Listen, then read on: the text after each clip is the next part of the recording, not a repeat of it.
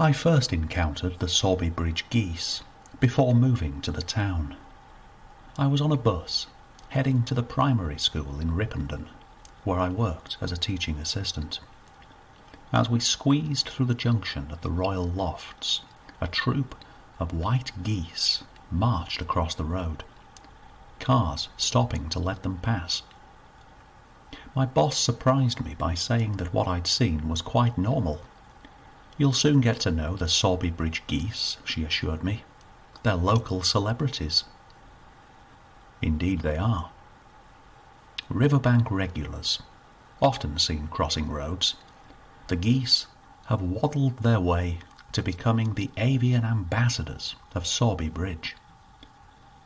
In her poem The Geese of Sowerby Bridge, Victoria Gatehouse depicts them patrolling the high street, ganging up on the corner by the long chimney, now the Loose Goose, a pub whose frontage bears a cartoon image of its feathered namesake. On the road, not everyone is as sanguine about their plodding presence as on the day of my introduction. Victoria Gatehouse describes the birds causing tailbacks, a 20-strong gaggle, impervious to hoots. Recently, I watched a driver get out of his car and clap one straggler away, so resolutely that it plonked itself in the road. None can say when the geese first began to saunter the streets of Sowerby Bridge. Some remember them from the 1950s, when they kept mainly to the water. A retired teacher from Jewel Lane Primary School recalls the odd one or two wandering to a nearby bus stop. Other residents tell me a brood nested in the gardens of Hough End Hall. Apparently, this group were turfed out when the previous owner died, around the late 1980s, and started milling around the old market and behind what are now the swimming baths. By the 1990s, it was becoming common to see them on the streets, even more so when the baths were built, shrinking their immediate habitat.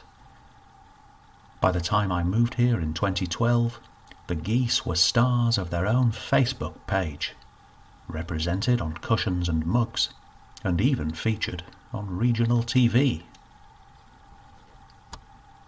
If you pass too close, a goose will hiss, opening its beak to reveal a thick orange tongue, especially if young are close by.